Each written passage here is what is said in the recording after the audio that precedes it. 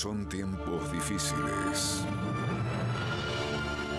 Cuidado con el perro.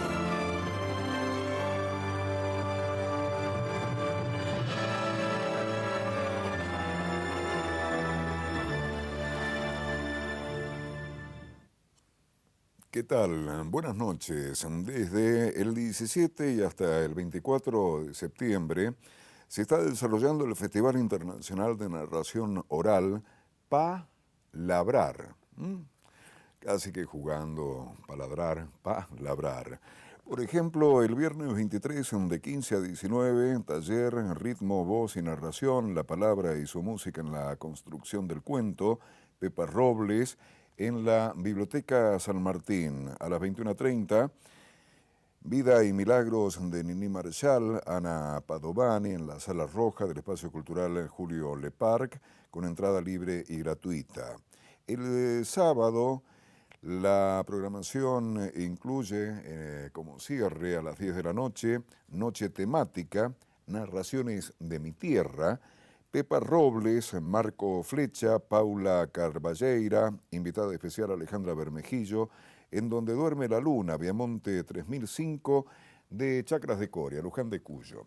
El gusto, realmente un gusto para nosotros, porque habrás comprobado que una y otra vez vamos a relatos de distinta naturaleza, pero siempre desde la lectura, digamos, ortodoxa literaria. El gusto de encontrarnos con Pepa Robles, que viene a nuestra tierra para este asunto de la narración oral. Pepa, un gustazo. El gusto es mío. ¿De dónde sos? ¿De dónde venís? Yo soy de Calasparra. Calasparra es un pequeño pueblo de montaña que está como a 70 kilómetros de Murcia. Y Murcia es una región que está pegadica a Andalucía, digamos que limita con Andalucía, está al lado de Almería, que Almería es una de las provincias de Andalucía, en el mar Mediterráneo. Bien, ¿cómo es la gente de tu pueblo? Pues la gente de mi pueblo, hay gente de todas clases en mi pueblo, pero bueno, pues gente de pueblo. Yo no sé cómo es la gente de los pueblos de aquí. Yo tengo como un especial gusto por la gente de pueblo, ¿no?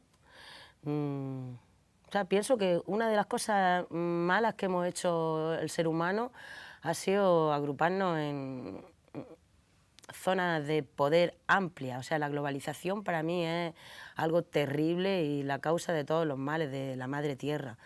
Entonces, pues independientemente de cómo sea la gente de mi pueblo, ¿qué te voy a decir yo? A mí los calasparreños y calasparreñas son lo mejor. Una gente alegre, festiva, con un carisma, bueno, hace un clima estupendo, que tiene su verano, su otoño, su invierno, pero nada llega a ser demasiado extremo. Una gente a la que le gusta vivir la calle y, bueno, pues como la gente de los pueblos en general. Pero bueno, lo que te estaba diciendo, especialmente los pueblos, soy defensora de los pueblos por eso, ¿no? Porque me parece que en grupos pequeños es donde nos podemos organizar y donde realmente podemos tener acceso al gobierno de nosotros mismos, ¿no? Tu historia con la narración oral, ¿cómo nació? Bueno, yo me voy a estudiar desde mi pueblo, Calasparra, que es un pueblo de 8.000 habitantes, 8 o 9.000 habitantes, chiquitín, hasta Murcia, a hacer filosofía pura. Y allá, bueno, sin mucha vocación. Soy de estas personas que, bueno, mi padre es maestro y, bueno, como que todas las hermanas hemos tenido claro que una vez que termináramos la secundaria íbamos a estudiar a la universidad. Pero yo no tenía como ninguna vocación definida. Estudié filosofía porque la profesora de filosofía que había tenido en secundaria era una mujer que a mí me había encantado y eso me hizo estudiar filosofía. No, sin una clara vocación, aunque luego la carrera realmente me gustó. Y cuando estaba en segundo, pues un día bailando en un bar, de repente un señor me pidió el número de teléfono para que me presentara a un casting de teatro. Era una compañía que estaba entonces teniendo salida, eran las vacas gordas en España, la época de la transición un poco, cuando estaba gobernando el PSOE, y la izquierda, bueno, pues propiciaba que hubiera un ambiente cultural y tal. Y bueno, la compañía era grande, yo entré ahí como de cabeza sin tener mucha formación teatral y tuve una grandísima suerte porque al año o 2 años de estar ahí en esa compañía, pues estaba ya girando por España y luego por Europa y luego incluso hicimos 2 festivales en Latinoamérica y eso fue para mí muy importante para dedicarme a la narración, porque fue precisamente en un viaje a México, en el Festival Cervantino, donde yo conocí la cuentería. Y no solamente conocí la cuentería, sino que conocí algo que yo en este viejo continente europeo no descubría con tanta fuerza, y es el concepto de pueblo. Yo tengo una educación, mis padres son progresistas y siempre he tenido una educación con vista a lo social y a lo ético bastante profunda, ¿no?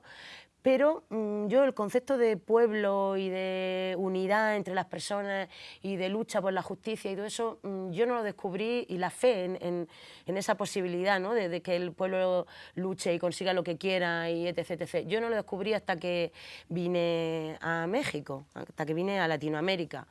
Yo después de mi primer viaje a México viajé de nuevo otra vez, me quedé totalmente enamorada por la magia de México y entonces hice un segundo viaje que ya no era tan glamuroso, ya no era el Festival Cervantino, sino que era con una organización teatral que se llamaba el CLETA, Centro Libre de Experimentación Teatral y Artística, y ahí me llevaron en un autobús de la Universidad Autónoma de Chapingo por todos los pueblos. Y allí conocí yo la historia del subcomandante Marcos y ahí fue donde yo empecé a tener en mente que yo quería hacer un tipo de arte que no fuera un teatro tan performativo y tan abstracto y tan contemporáneo como el que yo tenía en mi compañía, mi primera compañía teatral que se llamaba Arena Teatro, sino que tenía el deseo de hacer algo como más popular, algo como más entendible, algo como más ético, un tipo de acción escénica, un tipo de arte escénico que fuera como más verdadero.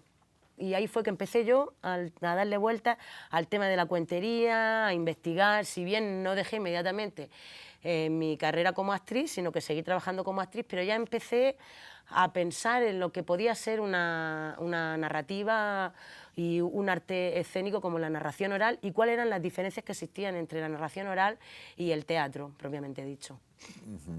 ¿Y de dónde viene la narración oral en los tiempos de la humanidad? Hombre, eso viene, la narración oral es la manifestación teatral, artística, humana y escénica más antigua que hay, desde el principio de los tiempos. Siempre hubo alguien que tuvo una historia para contar. Hombre, siempre, claro, los pueblos de alguna manera tenían su identidad a través del sacerdote, el chamán, el anciano de la tribu. Ahí es donde, bueno, pues se contaban relatos, o bien para explicar el origen del pueblo, o bien para explicar el origen del universo, o bien para calmar el miedo a lo desconocido, a la grandeza del universo. Y al mismo tiempo, bueno, se explicaban relatos como nexo de unión entre las diferentes edades y entre los diferentes miembros de la tribu, del pueblo, de la familia, etc. Sí, ahora cuando ese arte que es por definición un arte pequeño, íntimo, familiar y como mucho del poblado, de repente se lleva al escenario. Es ahora.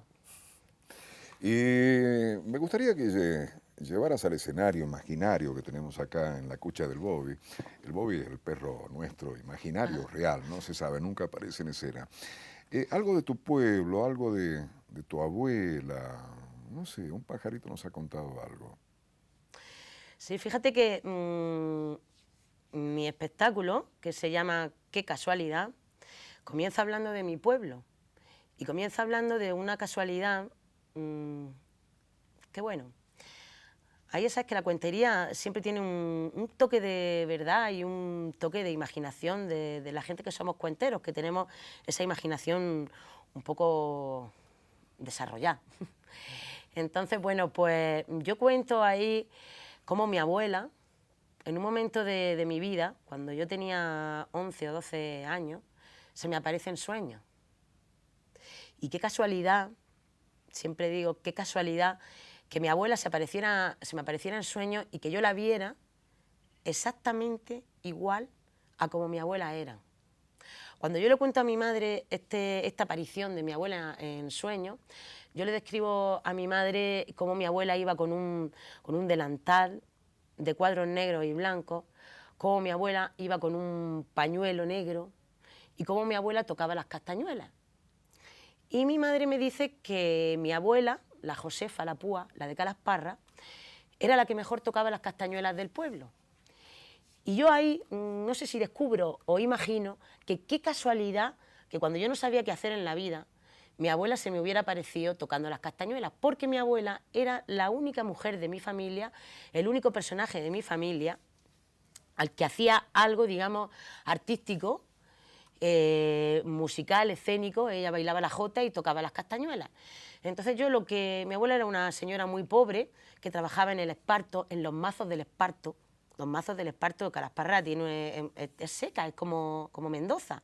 Es un lugar, bueno, tiene su parte de huerta porque tiene varios ríos, pero tiene también una montaña que es bastante seca donde se da el esparto. El esparto es una planta que tiene como muchos hilos así, y con eso se fabricaban muchas cosas a nivel textil, desde la estera para poner delante de la puerta, hasta los arreos que se le ponían a los animales de labranza, hasta los sombreros, hasta el calzado, etc., etc. Y mi abuela trabajaba en esos mazos del esparto que producían un polvillo que era muy malo para los pulmones. Y mi abuela, esto te lo cuento para decirte que me enrollo, los cuenteros tenemos esta cosa que nos enrollamos y nos dispersamos. Si en algún momento me disperso, recuérdame por dónde voy.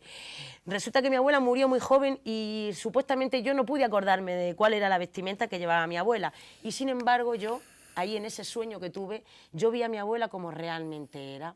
Yo empiezo así mi espectáculo hablando de que la abuela de mi espectáculo es una abuela mitad fantasía, mitad realidad. Yo siempre digo que mi abuela no tenía dientes, que tenía toda la boca metida para adentro. Yo siempre digo que de mi abuela heredé las castañuelas. Entonces, pues me suelo quitar este sombrero que tengo, así, esta gorrilla, y suelo contar que mi abuela llevaba aquí un moñete. Era una abuela de las de pueblo, de las que no iba a la peluquería, ¿no? Porque las abuelas de ahora pues van a la peluquería, se tapan su cana, se ponen su permanente y casi no parecen abuelas, parecen mamás. Pero mi abuela, pues sí, mi abuela llevaba aquí este moñete, este rodete, que llamáis acá, ¿no? Sí. Muy gracioso, porque el otro día yo en un colegio, confundiéndome de palabra, dije sorete. Y digo, pero que se ríe la gente. Y con toda inocencia. Claro, con toda mi inocencia. Qué casualidad. Ahora sé qué casualidad. Fíjate esa confusión. Entonces yo me pongo así el pañuelo, intento reproducir pues una abuela de mi pueblo, que realmente no es mi abuela Josefa, es la abuela de unos vecinos míos que le llamábamos la mamachón. Y digo que tiene la boca así metida para adentro y los ojicos pequeños de tanto coser y coser y coser y coser. Y así empiezo yo a evolucionar, ¿no? Y cuento lo que a mí me hubiera gustado. Y es haber conocido a mi abuela y haber tenido realmente una tradición oral que viniera de mi abuela, de la abuela de mi abuela, de la abuela de mi abuela, de mi abuela, y así. Pero bueno, yo me lo invento y a alguna gente se cree y todo que es verdad, que mi abuela es así, con la boca metida para adentro y está así. Y te acaban las castañuelas. Me he traído también aquí las castañuelas. Estas castañuelas, para que os hagáis una idea de cómo es mi fantasía, de cómo era mi abuela. Mi abuela realmente podía ser cualquier anciana de mi pueblo. Y cualquier anciana de mi pueblo es lo que yo hago. Yo mirando a las ancianas de mi pueblo, viendo cómo hablan.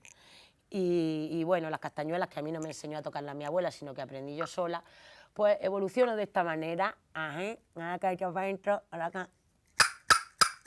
Escucha, ahora os voy a contar un cuento, pero quiero que os quedéis todos muy callados, porque la abuela, ella es mayorcica y no tiene muy buena voz. Así, escucha. Sí. Y cuando hay alguien que está hablando, yo tengo que cantar.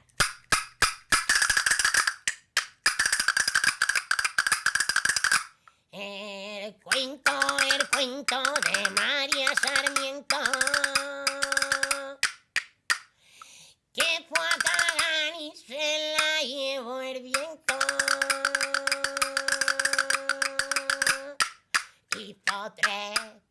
pelotica. Una para Juan, otra para Pedro y otra para el que hable el primero. Chimpum, y así todo el mundo se está callado porque no quieren comerse la pelotica. Bueno, y ahí yo sigo pues explicando pues cuentos de tradición oral de allí, de mi tierra, de Murcia. Voy a quitarme El rodete. el rodete y a colocarme mi gorra de juglara contemporánea de nuevo.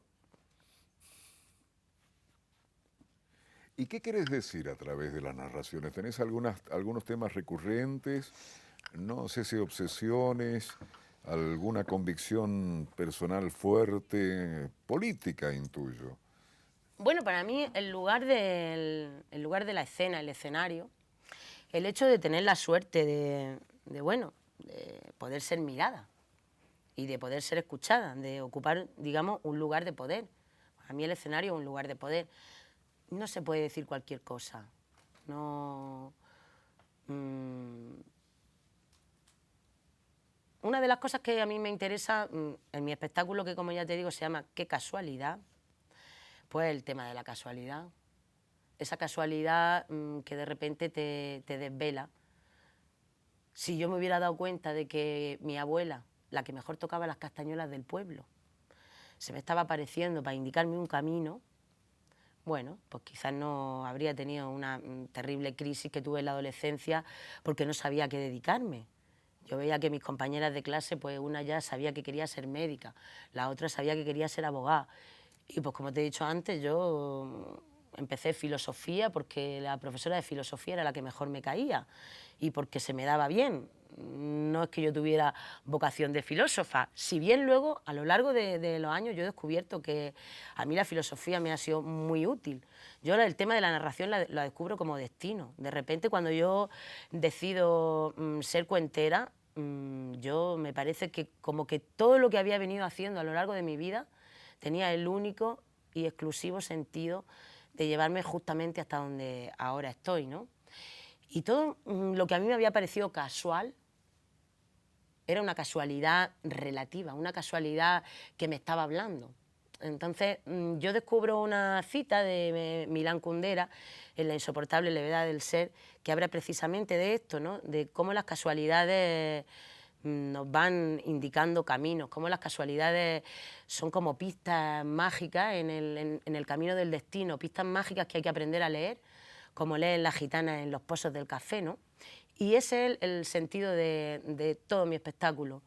O sea, el espectáculo pasa por diferentes niveles de narración, desde la descripción de una abuela de mi pueblo que cuenta un relato casual, una casualidad, un cuento que contiene una casualidad muy chocante, muy graciosa, hasta cómo yo estoy en un momento dado de mi vida en una encrucijada con una relación amorosa y estoy a punto de convertirme en otra cosa a través de, bueno, pues de mi ansia de ser princesa, de haber pensado que me he encontrado un príncipe, mi príncipe azul, y permanezco en una relación que no tiene sentido. Y yo de repente, por casualidad, por esa casualidad que no habla, abro un libro de Jodorowsky y descubro en 2 líneas el cuento que a mí me sirve para salir de esa relación. Entonces, parte ficción, parte realidad, eso lo cuento también en mi espectáculo, desde el cuento de Jodorowsky, que habla de una princesa y un sapo, hasta una canción que de alguna manera relata la tragedia de mi propio cuento en esa relación amorosa. Un gran gusto tenerte. Vamos a volver en una de esas buscando el sapo y el príncipe o algo así. Pepa Robles esta noche con nuestro Bobby de Cuidado con el Perro. ¿Seguís acompañándonos? Dale.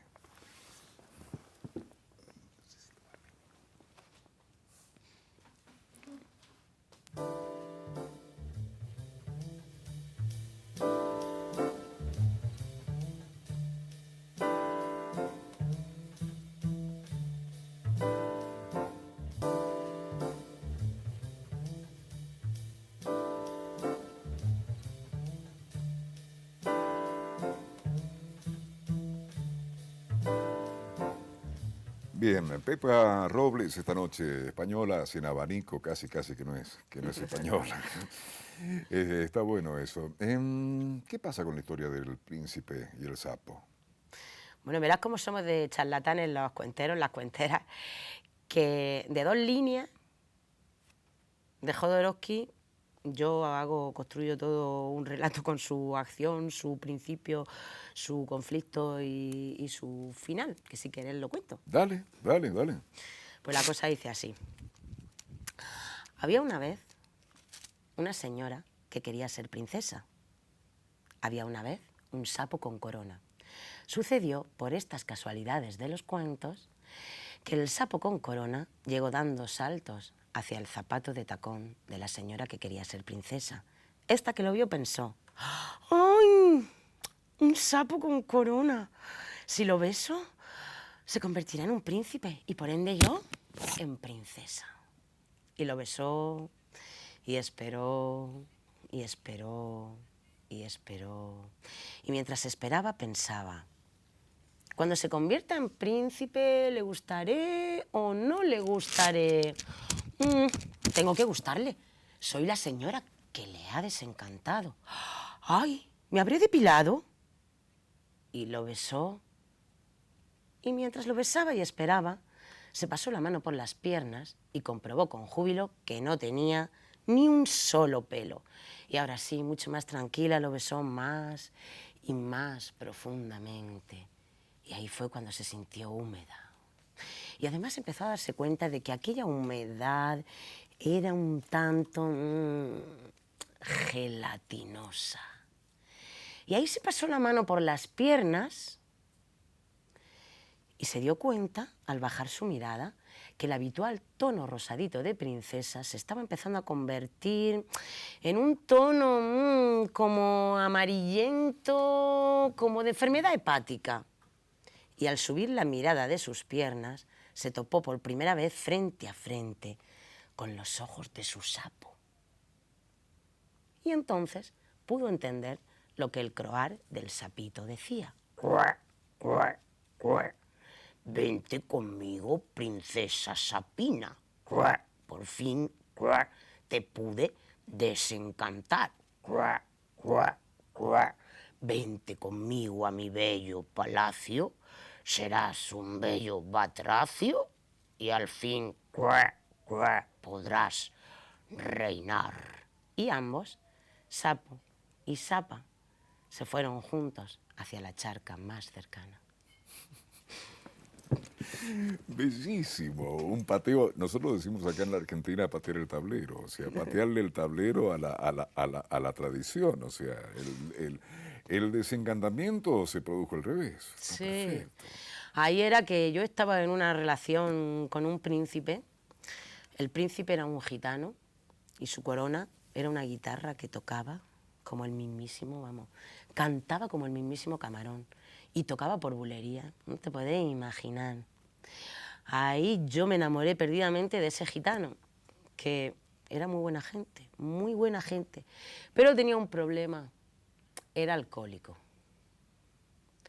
Ahí yo estaba a punto de quedar también convertida en una alcohólica, pero lo quería tanto, tanto, tanto, que estaba empeñada en besarle y besarle y besarle, para ver si finalmente se convertía en el príncipe que no era. Entonces compuse una canción. ¿Quieres que la cante? Dale, dale, está bueno, está bueno.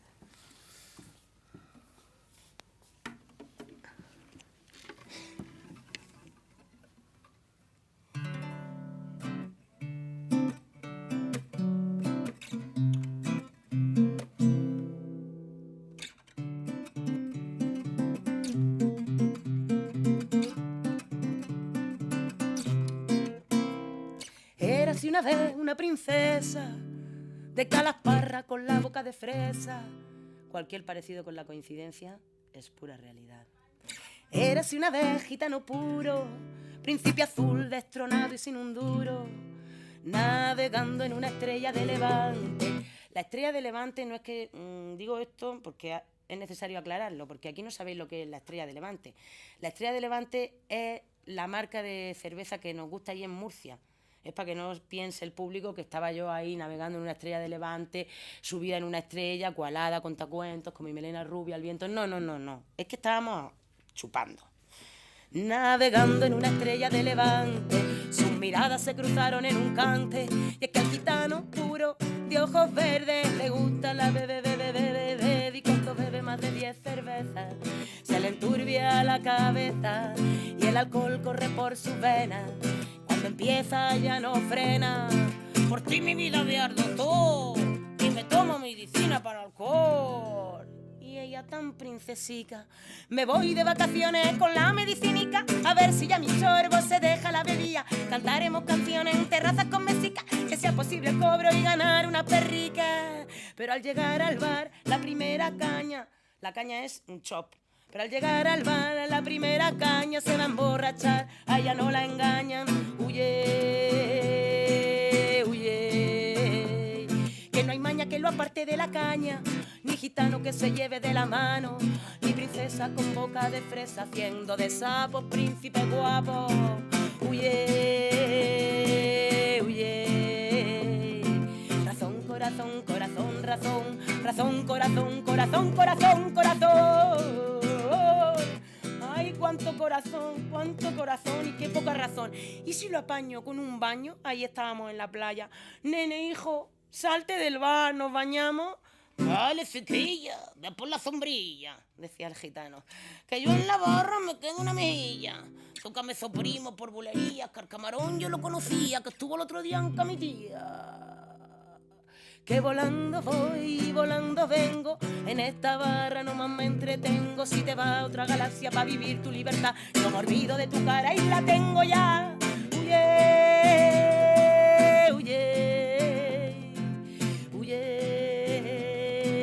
huye. Ay, ay, con cuánta pena he llorado. Ay, ay, que el cuento se haya acabado, que no queden ya perdices, que no podamos ser felices, que el amor mueva montañas y que no pueda con la caña. Huye, huye, huye, huye, huye. ¡Wow! ¡Qué bueno, qué bueno, qué bueno! Y así fue como pude oír. Gracias a los cuentos, a esas casualidades mágicas de El los arte cuentos. salva, ¿no? Puede salvar circunstancialmente o filosóficamente. A mí me salva a cada momento de mi vida. Aparte, yo soy una persona bastante estresada y necesito subirme al escenario y soltar adrenalina. Cuando llevo 2 semanas sin subirme a ningún escenario, ya me procuro uno, aunque sea casero, aunque sea una reunión de amigos donde poder presentar algo nuevo, porque si no, la adrenalina me come. Pero ahí se nota muchísimo tu experiencia teatral, lo que contaste. Suena de mimo, de flores, como decimos los argentinos, pero hay mucho recurso expresivo. Y supongo lo obvio, para entrar en este juego de la narración oral, hay que tener atrapadito al público, ¿no? Bueno, a veces simplemente la palabra y sus cambios de ritmo al narrar son suficientes. Yo lo que pasa es que una no puede evitar ser quien es ni venir de donde viene. Entonces, bueno, si te digo lo de la música es una adquisición, la adquisición a nivel escénico más nueva. Yo antes de ser música pues estuve bailando, como te comentaba, estuve haciendo expresión corporal, estuve haciendo teatro de calle, monto en zancos, muchas técnicas diferentes en la escena. La música es lo último. Y bueno, me viene un poco porque con la crisis en España y la pérdida de la programación tan extensa que había en todas las bibliotecas, pues de repente me quedo sin gran parte del circuito que tenía, no sabía qué hacer y como por casualidad empiezo a descubrir que aquella formación de guitarra que tenía yo de mis 8 o 9 años, cuando en mi primera comunión mis abuelos por parte de madre me regalaron una guitarra, pues que todavía recuerdo algo y empiezo a elaborar unos cuentos y a darme cuenta de que tengo facilidad para rimar y empiezo a componer mis próximos romances, así entre comillas, contemporáneos, y empiezo también a usarlo en el escenario, pero hay otros narradores que simplemente utilizan la palabra y bueno, y son muy buenos narradores y no puedes despegarte de su relato, ¿no? O sea que bueno, la narración es una cosa que es un arte que yo pienso que debería de ser una de las más libres de las artes escénicas, pero bueno, también con este tema hay toda una controversia, ¿no? Hay gente que piensa que utilizar otros recursos que no sean la propia palabra, es decir, la música o la interpretación o tal, parece como que ya no eres narradora o ya no tienes la misma importancia como narradora, o a lo mejor si tú vienes del teatro igual eres una intrusa que está aprovechándose y no tienes la misma fuerza como narradora, cuando las características de la narración escénica como arte que tiene su soporte en un lugar donde te colocas para ser mirada por el público y que tiene su soporte en la propia persona, en el propio cuerpo, la propia voz de la persona, del artista, pues parece que, bueno, hay gente que piensa que el que canta ya no es narrador escénico y que el que hace un personaje ya no es narrador escénico, cuando son, desde mi punto de vista, otras particularidades las que diferencian a la narración escénica del teatro. ¿Qué disfrutas más cuando estás arriba del escenario haciendo tus cosas respecto del público, de lo que recibís del público? No te entiendo muy bien la pregunta. ¿Qué disfrutas? ¿El silencio? ¿El aplauso? ¿Que estén concentrados en lo que estás diciendo?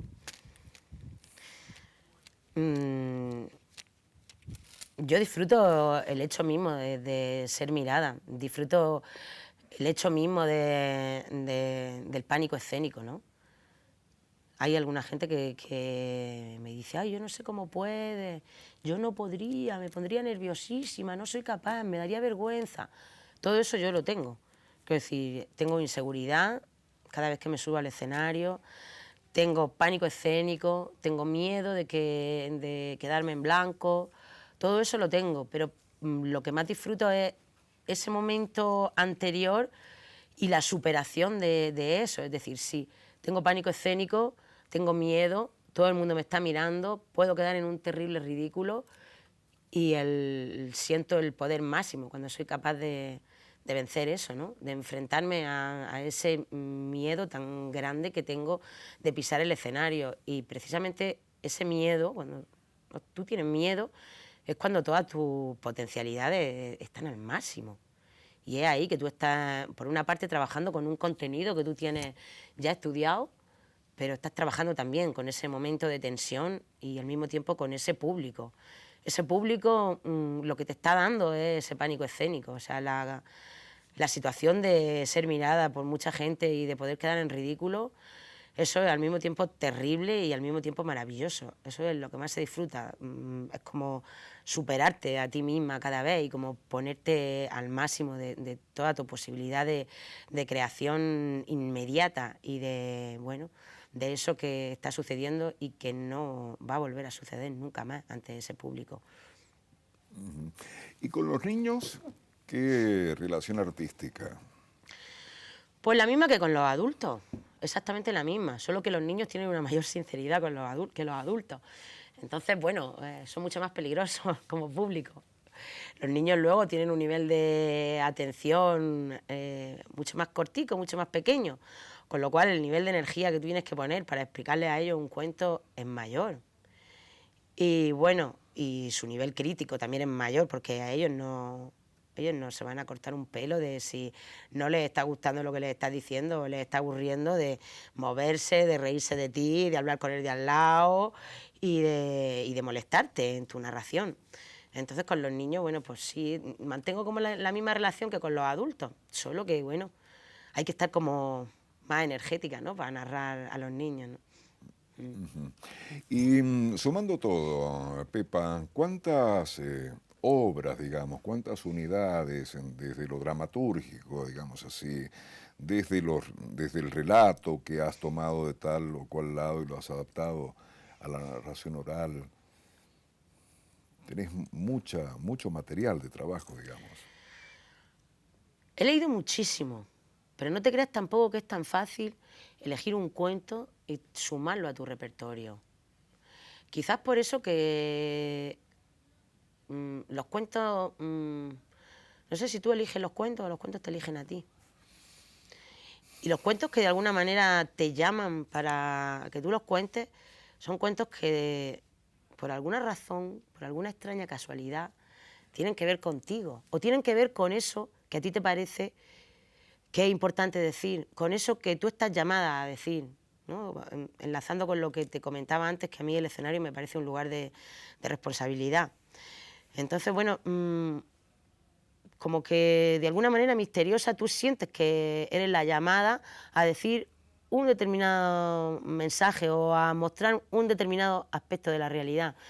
Entonces, bueno, si bien como cuentos en repertorio, yo no te puedo decir los que tenga, pero lo que sí te puedo decir es que el salón de mi casa, toda la pared viene recorrida por un estante finito, de la misma anchura que el lomo de un libro, y todo el salón está recorrido, tendré como 700 cuentos de libros solamente de cuentos. No hay ninguna novela, todos son recopilaciones de cuentos, cuentos de cualquier tipo, de cualquier cultura, y que, bueno, alguno me faltará por leer, pero yo creo que me lo he leído prácticamente todo. Y a lo mejor de todos esos cuentos que yo me he leído, ¿cuántos puedo tener en repertorio? Pues igual 20, 30 o quizás menos, quizás menos. Una anda siempre, para tener un espectáculo de narración oral que considere redondo, una tarda como mucho tiempo, porque no solo está en contar el cuento, está en cómo vos lo cuentas en diferentes situaciones, cómo vos lo podés hacer largo, lo podés hacer corto, lo podés referir a aquel personaje, a aquella persona del público, o lo podés referir a esta cosa que te está pasando acá en Argentina, en este momento de tu vida concreto. O, entonces, no es tan fácil, es decir, como poder contar. Yo cuando veo a otro narrador contar, empieza a contar un cuento de tradición oral, cuando va por la mitad o antes de la mitad, cuando lleva las 5, 6, 7 primeras frases, yo digo, ya sé el cuento que ya como que lo conocemos todo, porque, bueno, yo cuando descubrí la narración oral me entró como una obsesión por leer cuentos y leí todo lo que no estaba escrito y todavía sigo comprando, incluso a veces descubro que compro cosas repetidas que ya tengo. Pero no es tan sencillo tener un espectáculo de narración oral terminado y que tú digas, este ya está redondo. Aunque si bien, bueno, pues a una la contratan para hacer cuentos de medio ambiente, sobre el medio ambiente, y por ahí que hacer los cuentos del medio ambiente. A una la contratan para hacer cuentos de género, y por ahí que yo tengo los cuentos de la señorita Ana. Para adultos, bueno, cuentos de princesas sin príncipe. Uno sobre cuentos de miedo, pues también, ahí que te revisan los 3 últimos que te saben más o menos, y ahí que te vas. Pero realmente así, el repertorio que tú consideres tuyo, no tengo tanto, ¿no? Ya volvemos. Te quedás con nosotros, estamos penando. Bueno, Pepa también anda. ¿Te enfermaste apenas llegaste? Sí, no, cuando llegué a Argentina no. Enfermé con el viento. Sonda este nuestro. Pero ya volvemos.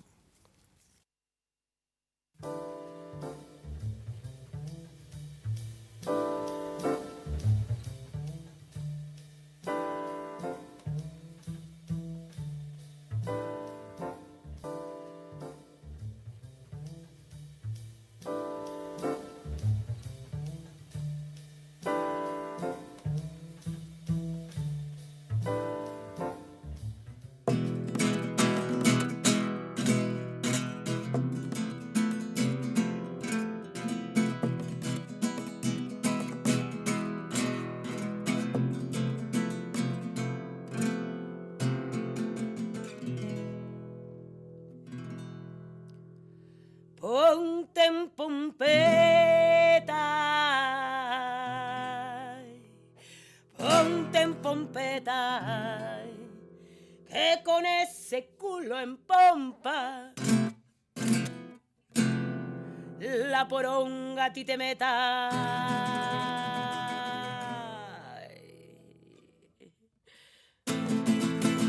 Ay, va la mujer madura con 8 maridos de experimento, sola por la cuarentena, con la intención de vivir el momento. Y en la esquina de la barra, detrás de un culo cerveza, se encuentra con un tanguista que le come la cabeza. Venite a mi casa, guachita, que tengo el alma muy triste. Venite a mi casa, flaca, vos no vas a arrepentirte. Y yo le miro de arriba abajo y al centro intuyo tremendo badajo, más con eso vamos pudiera ser que le huelan mal los pies. Y el tanguita se descarta y le arrima la converser, la calanca acerca el morro y la verdad que no le echan peces. Si ya superé los test, venite vos a mi cueva, tengo Viagra pa' mi verga y pa' tu conchita gallega. Y así aderezado el cuerpo con el tanguita y su instrumento, viví un vicio tan intenso que si te digo te parece cuento. Cuando ya estaba harta de haberme corrido 1000 veces, me dijo date la vuelta, voy a darte lo que te mereces.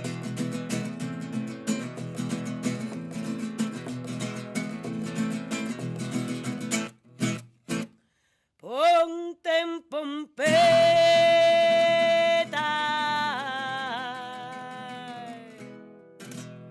ponte en pompeta, que con ese culo en pompa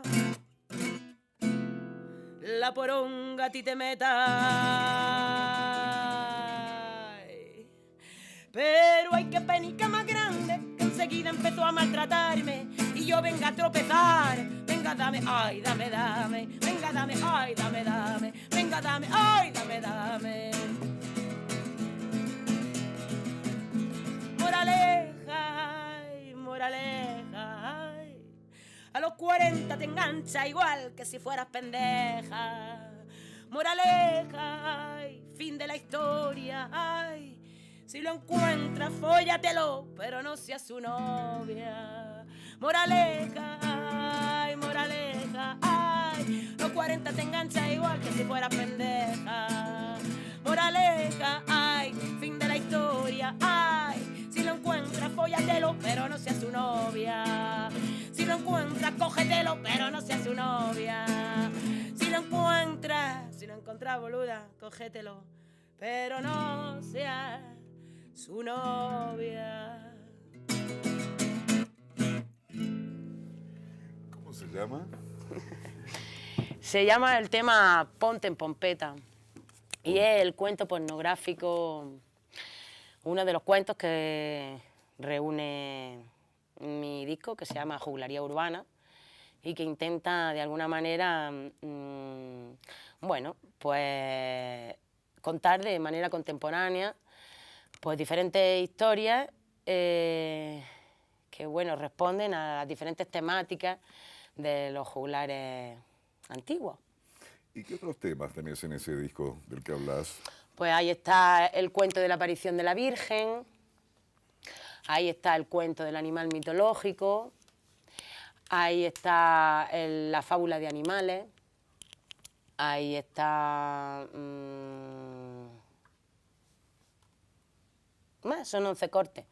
En el primer corte habla un poco en un texto que cuenta un poco, habla un poco de mi vocación por los cuentos, de cómo cuando leemos cuentos entramos en una noción de la vida en la cual lo otro, la magia, las hadas, los duendes, los milagros, cosas como la energía y cosas como que percibimos que no se pueden ver y oír y palpar, sino que se perciben con otro tipo de sentido. Ahí en ese primer corte habla de todo esto, ¿no? de recordar los cuentos. Todo el tiempo se dice si no nos hubiésemos olvidado de los cuentos. Y habla, bueno, pues todo lo que sucedería si tuviéramos presentes los cuentos, ¿no? Habla como de una noción mágica de la vida y de lo otro que existe en la vida y que no se percibe con los sentidos habituales, sino con ese otro sentido. Y bueno, y luego, bueno, pues estas diferentes temáticas que te comento, el cuento del viaje. El cuento del viaje es mi hit. Está primero el cuento pornográfico, a la gente le gusta mucho porque habla de malos tratos y porque es como muy descarado, ¿no? Se te cuenta así una relación amorosa de una manera que es muy palpable y evidente, pero hay otro que le gusta mucho a la gente que se llama La nevera, y ese es el cuento del viaje. Ese cuenta como 3 personajillos, la Pepi, la Tomasa y la Pepa del Chichi Real, se van de viaje al desfile del Orgullo Gay de Madrid. Salen de Murcia. y bueno, explico yo siempre que canto esta historia, explico la Pepa del Chichi Real, lo que significa. El chichi es el órgano genital femenino, la concha, la conchita. Claro. Y cuando hablo de chichi real, lo que estoy diciendo no es real de reina, porque yo no soy, más bien de orientación republicana. Hablo de real, de realidad, para diferenciarlo del chichi de la Pepi y la Tomasa, que son, digamos, chichis espirituales, filosóficos, imaginarios. Es de alguna manera de decir que, bueno, pues que los participantes de este viaje, los protagonistas de esta especie de odisea contemporánea, son 2 travestis y una cuarentona un poco ligerica de casco. Y ahí que se van, ligerica de casco, de cabeza, vamos. Sí, sí, sí. Y ahí que se van bueno, pues a celebrar que por fin es legal en España el matrimonio entre personas del mismo sexo.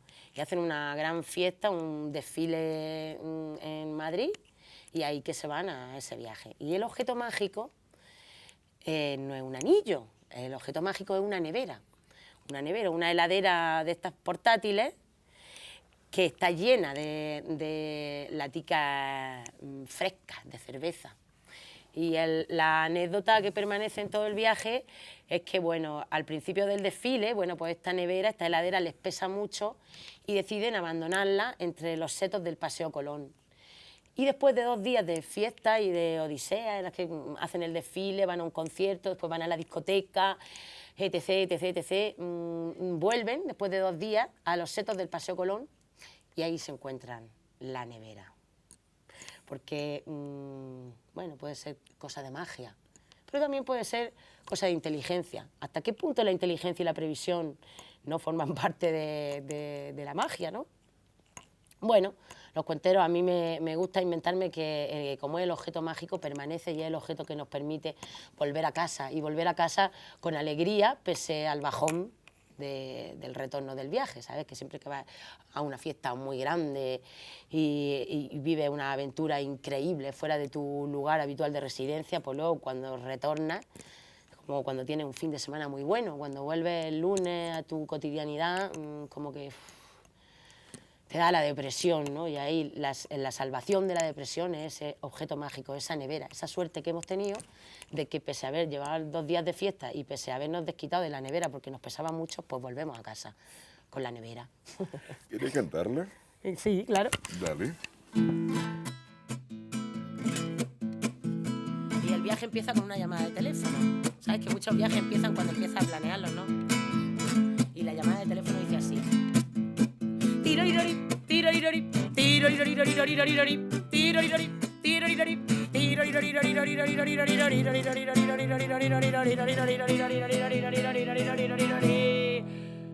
puto móvil, dime. Mari, Mari, Mari, Mari, Mari, Mari, Mari.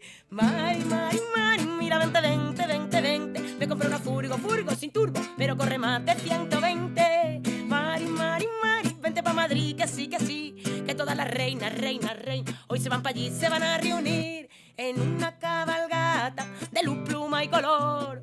Celebran los más guapos, que ya es legal su amor. La Pepi, la Tomasa y la Pepa del Chichi Real estrenaron la Peugeot en una fiesta nacional.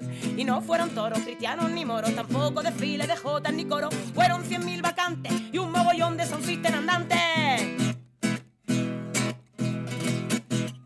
Mari, tráete, vente. Mari, tráete, vente. De Proyepillo quiero 20. De Fali me dio pollo de apoyo.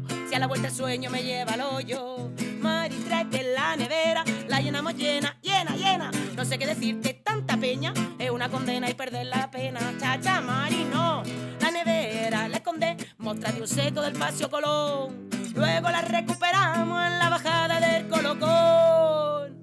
Y la nevera espera que te espera, pues después del desfile el concierto. La nevera espera que te espera, pues después del concierto las reinas que quedan, transporte gratis hacia la discoteca.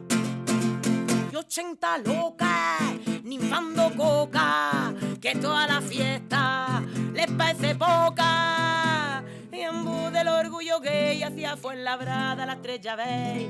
¿A quién? ¿A quién? ¿A quién? A la Pepi, la Tomasa y la Pepa del Chichi Real, que sin freno en la discoteca no paraban de bailar. Y la nevera, y la nevera, y la nevera, y la nevera. La nevera espera que te espera, y la Pepa que se desespera. Me voy, se me va el Colocón, vámonos pa' los setos de color. Y así la Pepi, la Tomasa y la Pepa del Chichi Real fueron con un pelirrojo registrando setos con más de 1000 ojos. Y la nevera, la nevera, y la nevera. ¿La encontraron o no la encontraron? La nevera estaba toda y cantera, se echaron la última risa. La nevera estaba toda y cantera, con un que va gasoil y prisa. Está las murcias bajando con toda la prisa, lo que está acabando. Y bajando, bajando, bajando, bajando.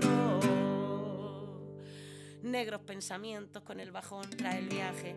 Y mañana trabajando, bien cargado me está explotando. Yo mi madre estoy llorando, que sola me fui quedando. Y el bajón me lleva al hoyo, no me queda nada del pollo. Y la nevera, y la nevera. Y la Pepi, que es muy optimista, dijo: chacha, Mari, no te bajones, que la nevera ha vuelto toda y cantera. Te quiero reina por diferente. La nevera ha vuelto toda y cantera. Te quiero reina por valiente. La nevera ha vuelto toda y cantera. Te quiero reina por resistente. Te veo reina el año siguiente.